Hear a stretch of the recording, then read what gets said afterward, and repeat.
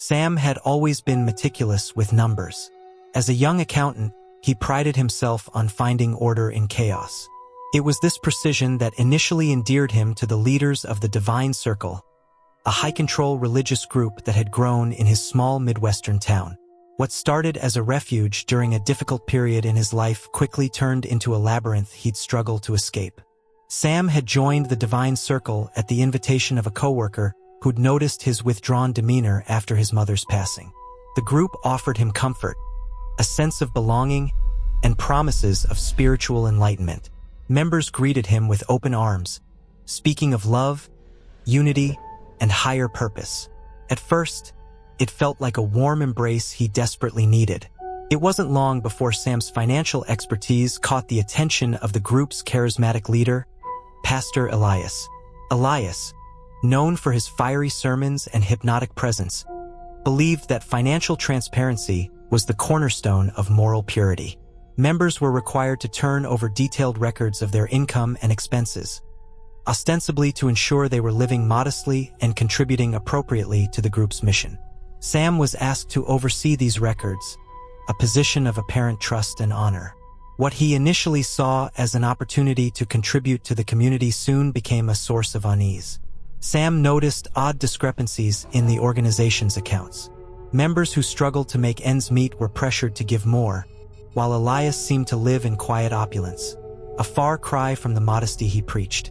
Exotic vacations were masked as spiritual retreats, and expensive cars were written off as necessary tools for ministry. Sam's unease grew into suspicion when a family in the group confided in him. They were on the verge of losing their home due to the demands placed on them by the Divine Circle. The family had given everything, including a child's college fund, believing it would secure them a place in the group's promised spiritual utopia. Late at night, Sam began to review the organization's records with a more critical eye. The discrepancies were glaring, the misuse of funds undeniable. But the group's rules were clear. Questioning the leadership was considered an act of rebellion, punishable by public shaming or excommunication. Sam knew he couldn't stay silent, but he also couldn't leave openly. Members who tried to leave were labeled traitors and cut off from their families, shunned by the only community they knew. Sam's position in the group gave him access to sensitive information, but it also made him a target. He decided to leave, but he needed a plan. For months, Sam played the role of the loyal accountant while secretly preparing for his escape. He created a financial audit as a cover story, using it to document evidence of financial misconduct. He also began reaching out to cult survivors online, using a secure laptop he hid in his car. Their stories gave him hope and a blueprint for leaving safely. The day of his escape came unexpectedly.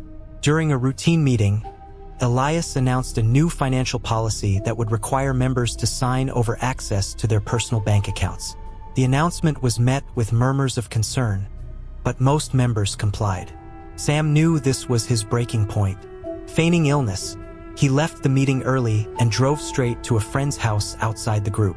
Over the next few days, he contacted a lawyer and a local journalist, sharing the documents he'd gathered. The fallout was swift. The journalist published a damning expose, and legal authorities began investigating the Divine Circle for fraud. Sam's departure wasn't without cost. He lost many friendships and faced threats from diehard members. But he also found freedom and a renewed sense of purpose. He now works with organizations that help cult survivors rebuild their lives. Looking back, Sam reflects on the power of truth and courage. "They taught us that leaving meant losing everything," he says. "But the real loss would have been staying and losing myself."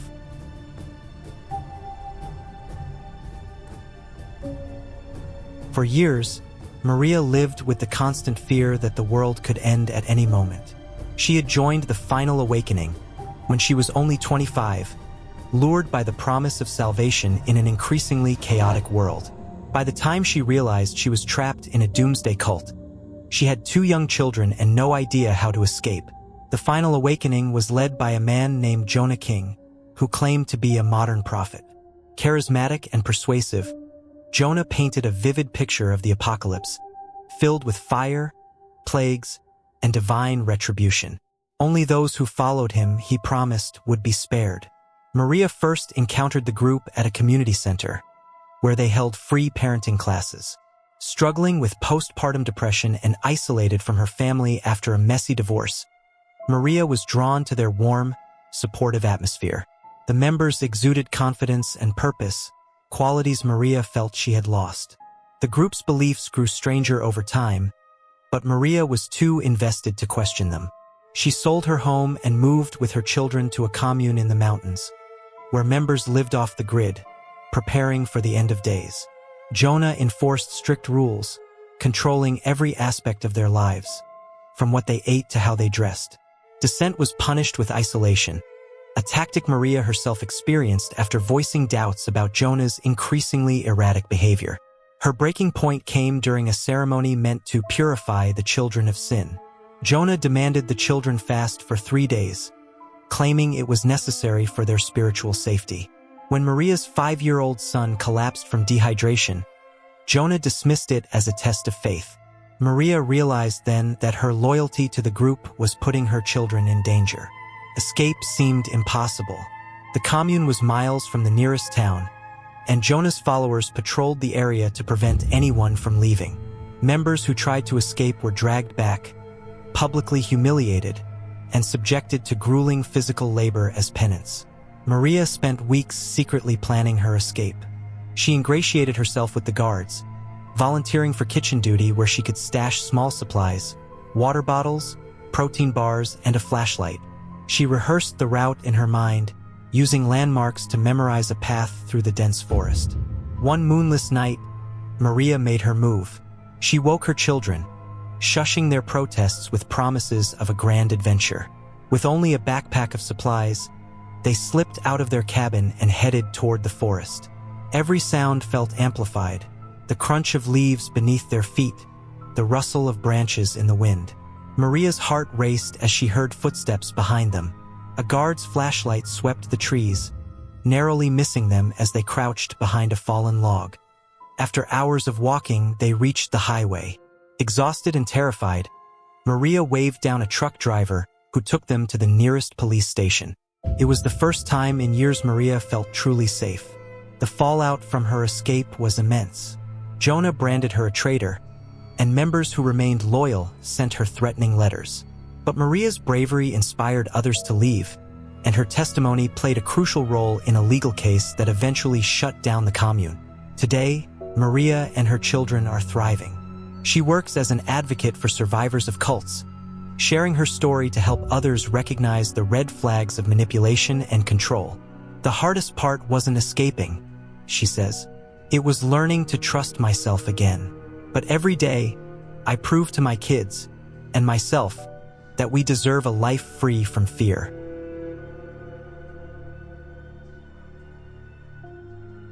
For Jess, art had always been a sanctuary, a way to express emotions she couldn't put into words.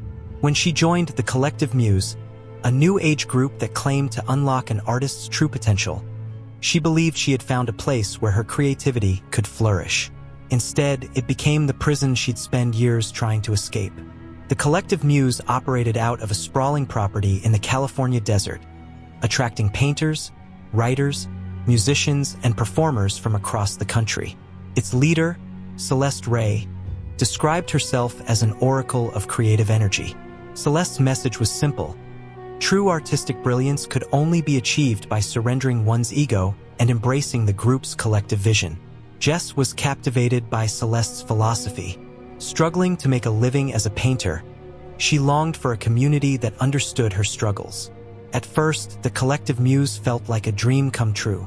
Members lived together, sharing meals, resources, and creative inspiration. Jess felt a surge of productivity, completing pieces she had abandoned for years.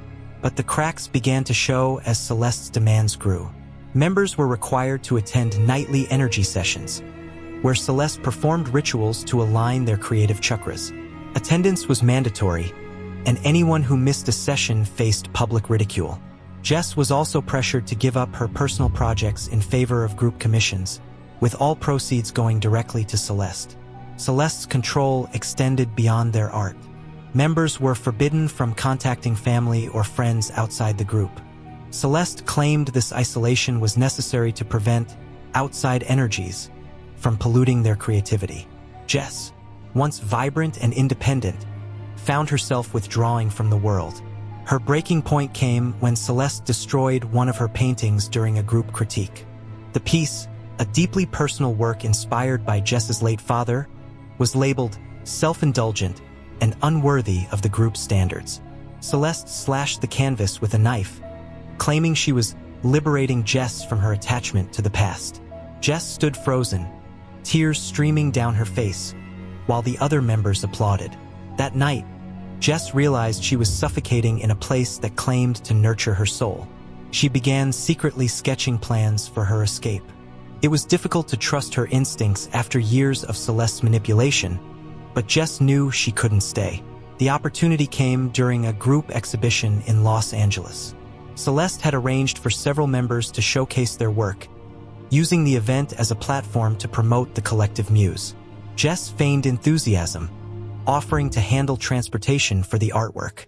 On the day of the event, she packed her car with paintings and supplies, slipping her own essentials into the mix. After dropping off the artwork at the gallery, Jess drove straight to a friend's house, someone she hadn't spoken to in years but knew she could trust. She turned off her phone, knowing Celeste would flood her with messages demanding her return. In the weeks that followed, Jess grappled with guilt and fear. Members of the collective muse bombarded her with emails and social media messages, accusing her of betrayal. Celeste even showed up at the gallery where Jess worked part-time, trying to persuade her to come back. Jess refused, standing her ground for the first time in years. Jess's story became a turning point for others in the group. Her escape inspired several members to question Celeste's authority and leave the collective muse. Over time, Jess regained her sense of self and found new ways to channel her creativity. Her paintings, once suppressed, now reflected her journey of resilience and liberation. Looking back, Jess describes her escape as both painful and empowering. "Art is supposed to set you free," she says. "Celeste taught me to doubt myself, but I've learned that my voice matters. It always did." For years, Liam believed he was fighting for a just cause. The Unified Front, a political activist group he joined in college, promised to dismantle systemic oppression and create a more equitable society. Its mission resonated deeply with him, and he dedicated himself to their work. But beneath the surface of its righteous ideals lay a darker truth, one that nearly destroyed him. Liam first encountered the Unified Front at a campus rally. Their leader, a fiery orator named Adrian Cole, spoke with passion about the failures of modern democracy and the need for radical change.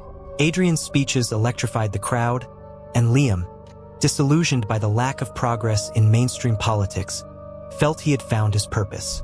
Initially, the Unified Front's activities seemed benign, organizing protests, distributing pamphlets, and holding community workshops. But as Liam climbed the ranks, he noticed a shift in the group's tactics. Meetings became increasingly secretive, and Adrian's rhetoric grew more extreme. Members were encouraged to cut ties with anyone who questioned the group's methods, labeling outsiders as agents of the system. Liam's dedication deepened as Adrian positioned him as a key organizer.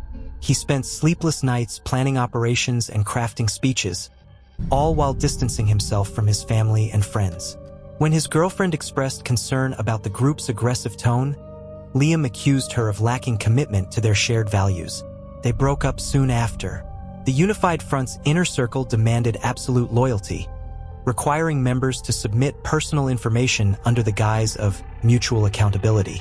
Liam naively provided access to his financial records, passwords, and even private correspondence. He later realized this information was used as leverage to keep members in line. The breaking point came during an operation that crossed a moral line for Liam.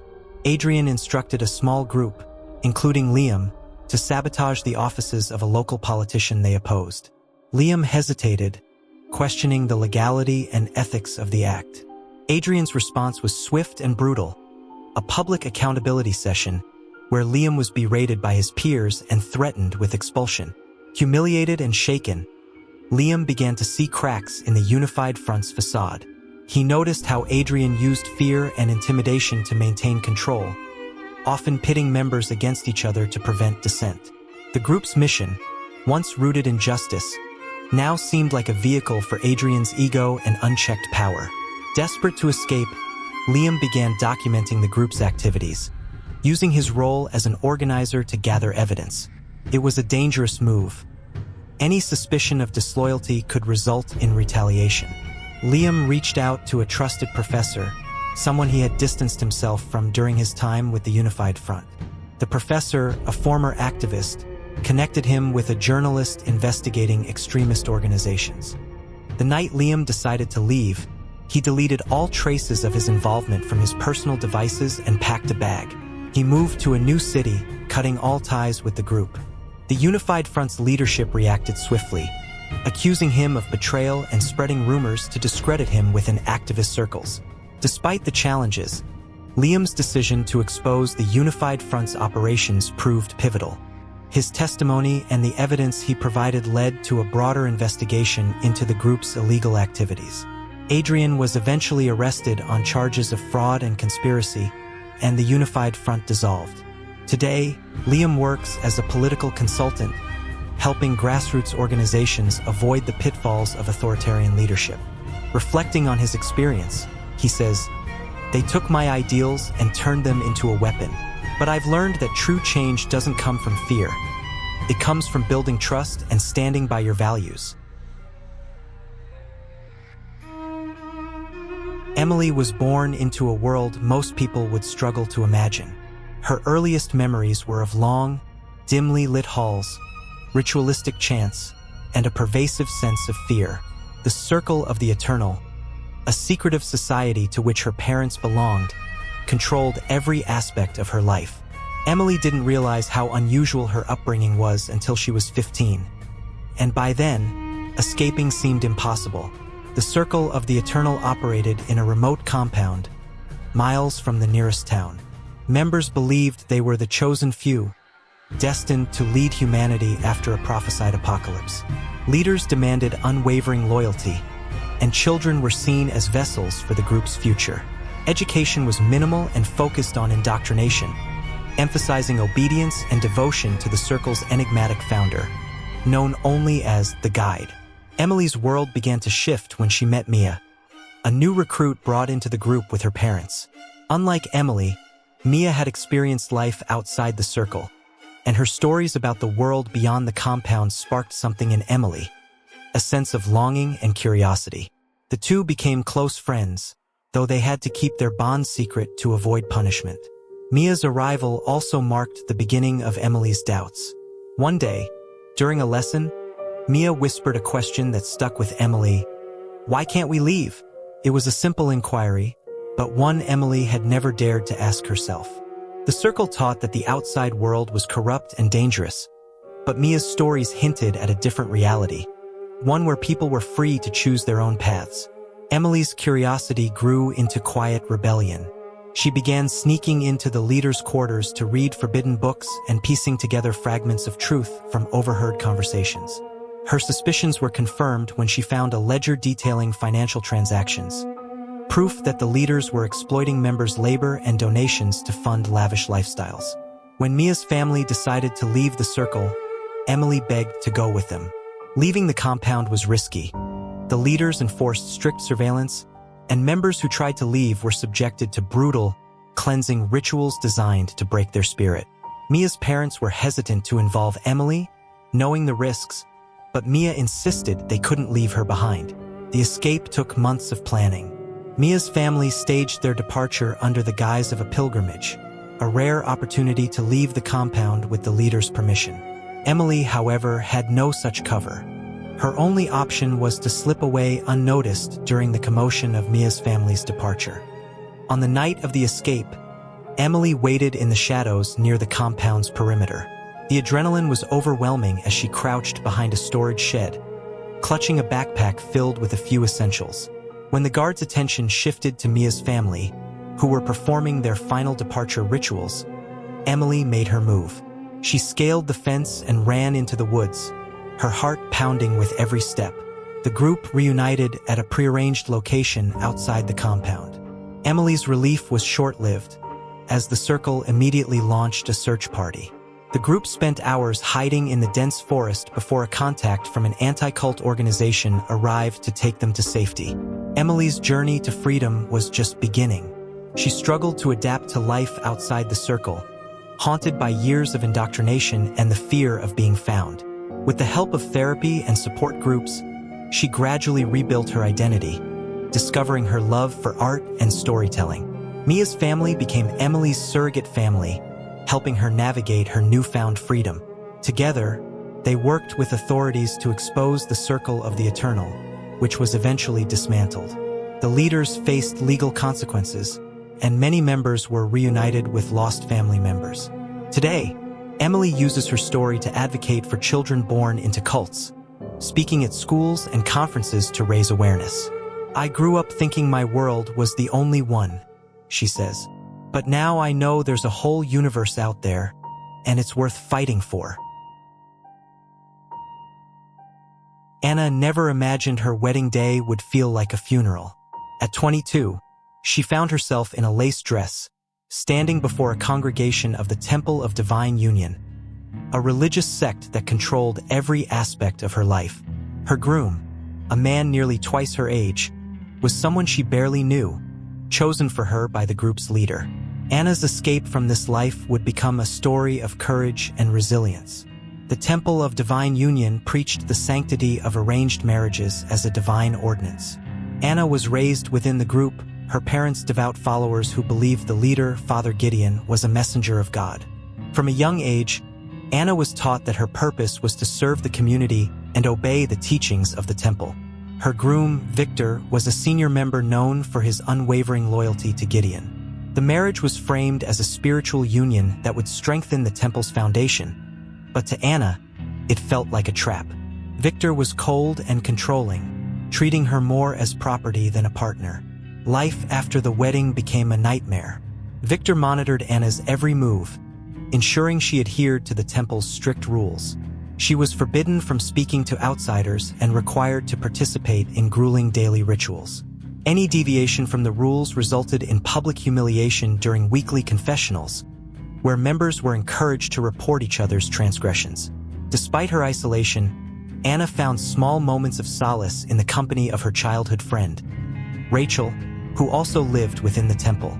Rachel had always been a source of quiet rebellion, whispering questions about the teachings and expressing dreams of life beyond the community. It was Rachel who first planted the seed of escape in Anna's mind.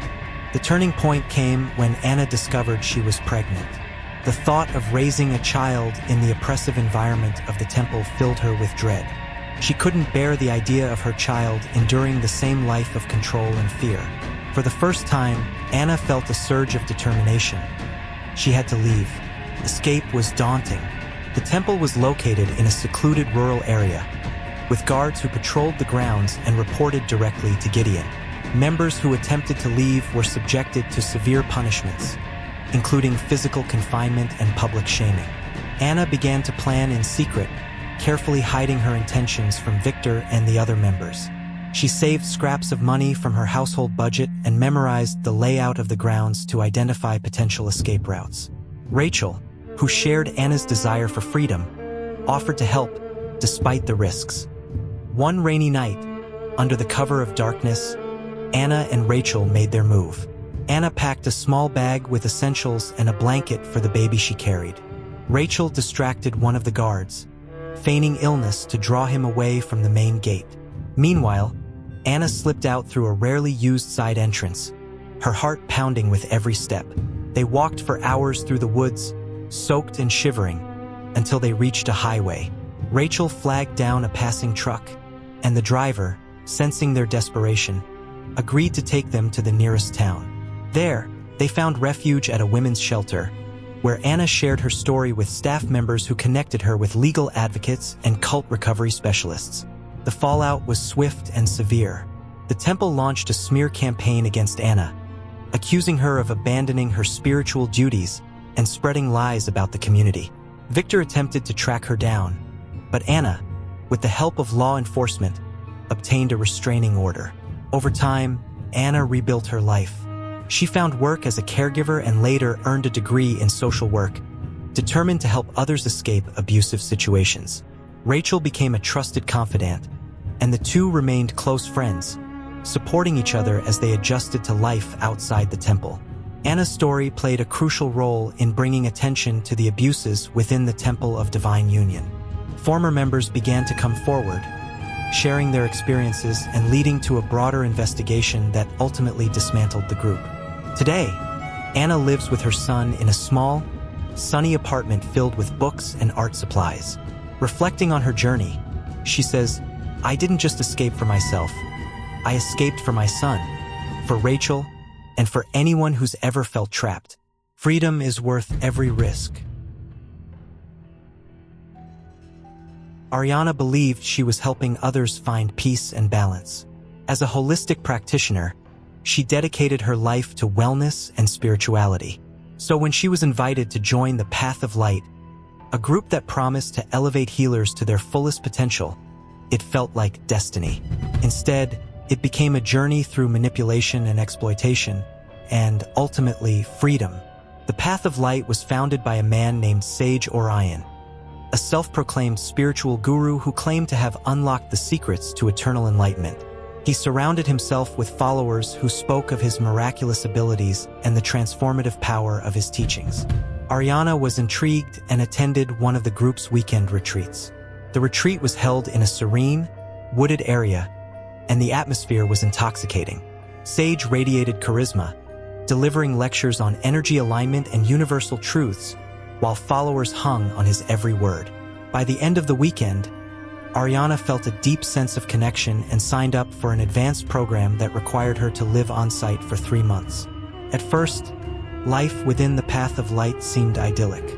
Members practiced meditation, yoga, and healing rituals daily.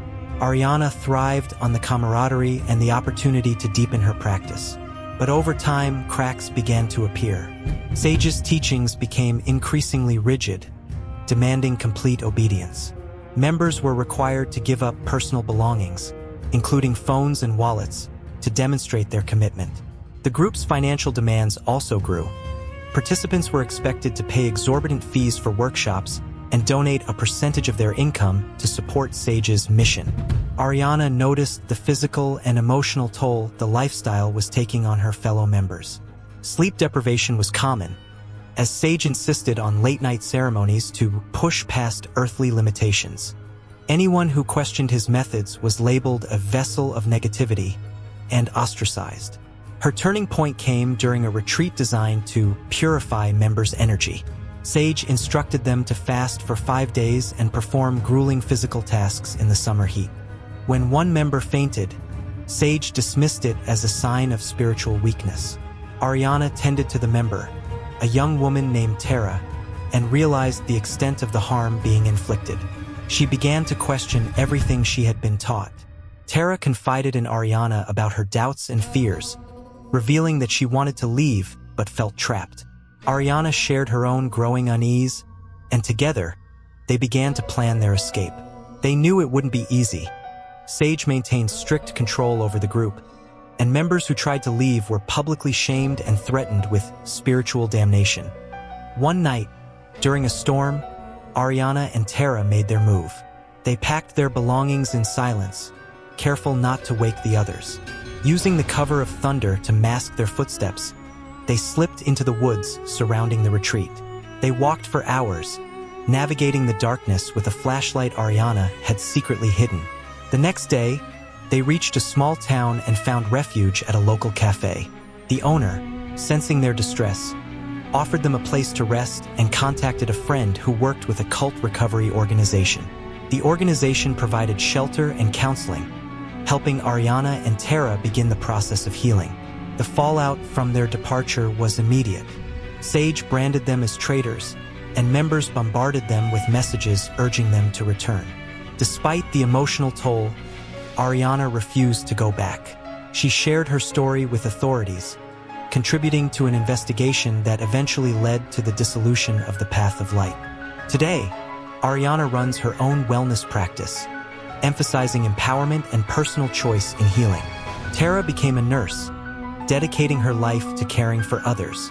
Reflecting on her experience, Ariana says, "Healing isn't about control or sacrifice. It's about freedom. I had to lose myself to find what true healing really means." For Luis, the promise of a brighter future was all he needed to leave his home country. A charismatic recruiter from the Light of the Harvest, a supposed spiritual and agricultural organization, convinced him that joining the group would provide work, education, and a path to a better life.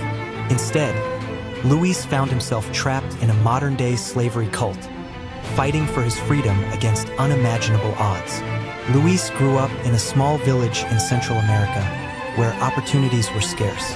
When the Light of the Harvest arrived, preaching prosperity and salvation, many in his community were intrigued. The group offered visas, free travel, and housing in exchange for joining their mission to feed the world and heal its soul. With few other prospects, Luis and several friends decided to take the leap. The reality of the Light of the Harvest became clear almost immediately. Upon arrival at their rural compound in the United States, Luis and the others had their passports confiscated, with the explanation that this was for safekeeping. They were assigned to work long hours in the fields, harvesting crops under the blistering sun with minimal breaks. The promised education never materialized, and their accommodations were overcrowded and unsanitary. The group's leader, a man called Brother Caleb, was a towering figure who used a mix of scripture and intimidation to maintain control. He told members that their labor was a sacred duty and that complaining or leaving would bring divine punishment. Any dissent was met with public humiliation, and physical punishment was not uncommon. Luis felt trapped. Without his passport or money, leaving seemed impossible. The compound was isolated, and members were discouraged from interacting with outsiders.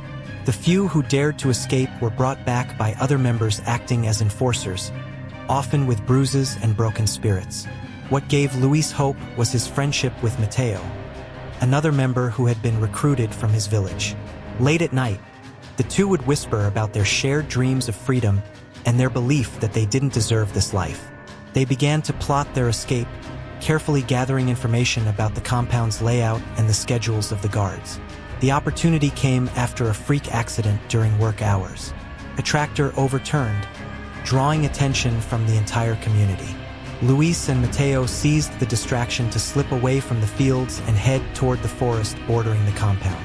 Their plan was risky. They had no clear destination, and the guards would undoubtedly notice their absence quickly. For hours, they trudged through the woods, fueled by desperation. When the sun began to rise, they reached a highway and flagged down a passing car. The driver, a trucker named Alice, immediately sensed their fear and exhaustion. She offered them water and food, and after hearing their story, drove them to the nearest police station. The authorities were skeptical at first, but with the help of an anti-trafficking organization, Luis and Mateo's story was corroborated. The organization provided legal assistance, helping them recover their passports and secure temporary visas, while the case against the Light of the Harvest was built. The fallout was monumental. Luis's testimony, along with evidence from other survivors, led to a federal investigation. Brother Caleb and several senior members were arrested, and the compound was shut down. Dozens of other workers were freed, many of whom had endured years of exploitation.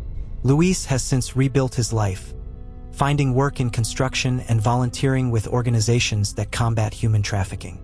Mateo pursued a dream of becoming a teacher, dedicating his life to helping vulnerable communities avoid the traps they once fell into.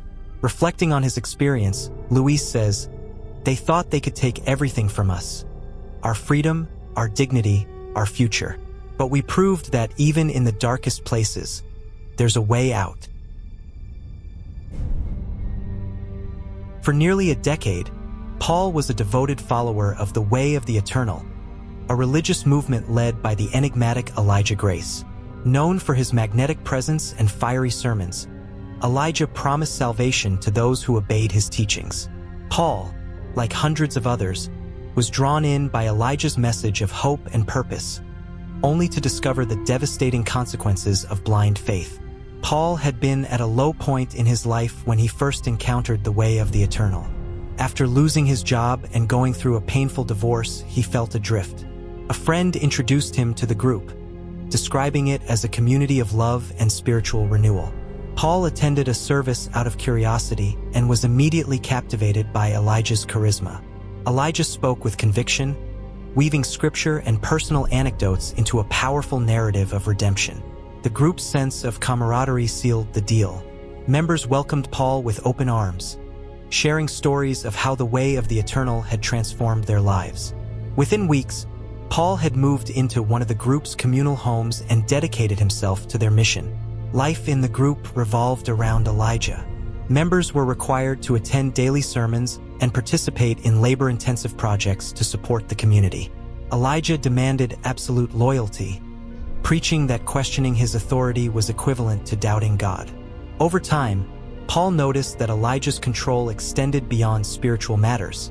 He dictated what members could eat, where, and even whom they could marry. Paul ignored the red flags for years, rationalizing the group's strict rules as necessary for spiritual growth. But his doubts grew when Elijah began soliciting large financial donations under the guise of expanding the ministry. Paul, who had once managed the group's accounts, discovered that much of the money was being funneled into Elijah's personal expenses, including luxury vacations and expensive cars. The breaking point came during a cleansing ceremony meant to discipline a member accused of disobedience. The member, a young woman named Sarah, was publicly humiliated and forced to confess sins she hadn't committed. Paul was horrified by her treatment but felt powerless to intervene.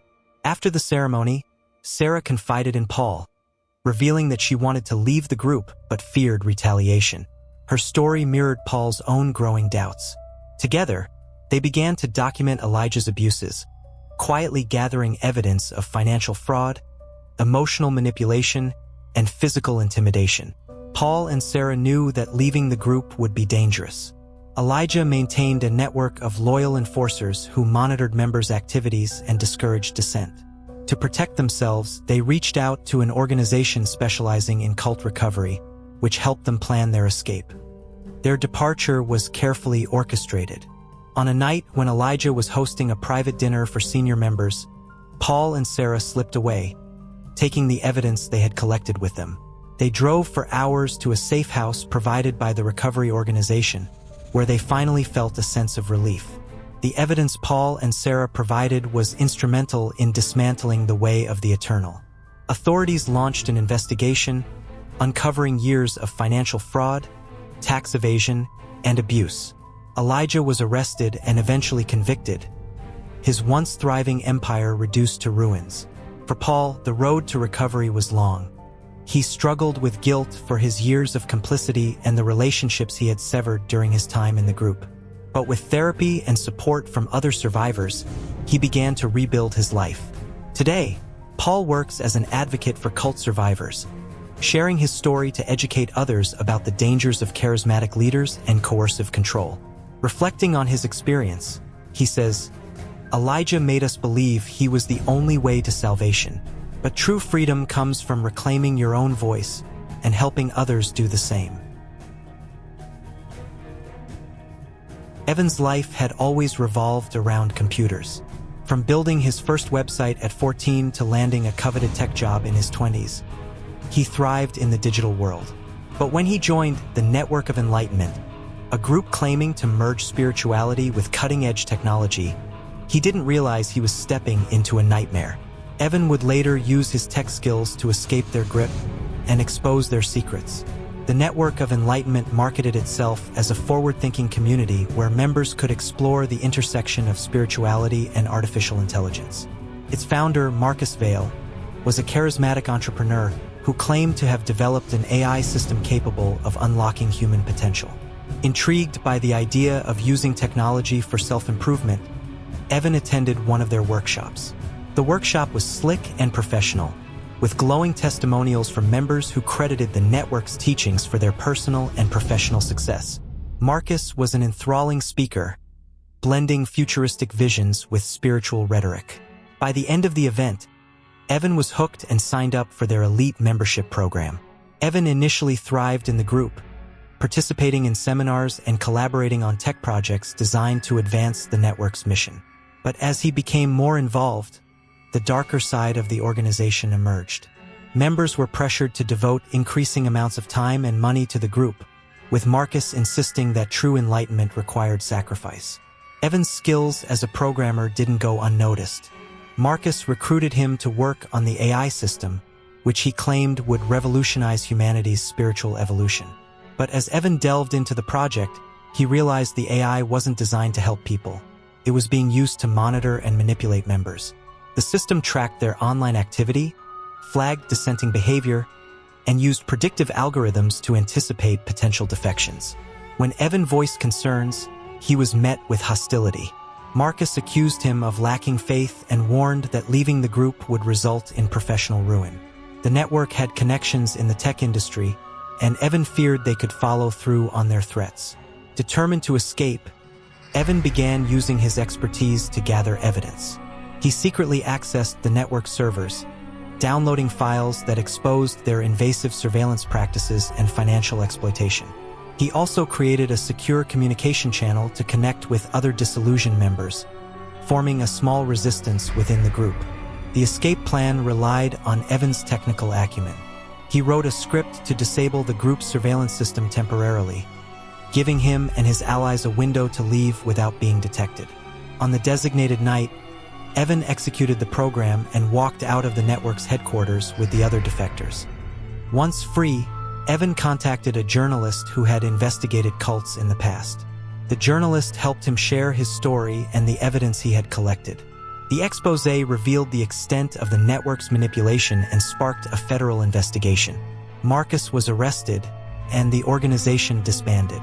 Evan's role in dismantling the network brought him a mix of relief and residual fear. He struggled with paranoia, worried that the group's remnants might retaliate. But over time, he found solace in helping others. Evan now works with organizations that protect against digital exploitation, ensuring that technology is used for empowerment rather than control. Reflecting on his experience, Evan says, "They used technology to trap us, but it was technology that set us free. The tools themselves aren't the problem. It's how we choose to wield them."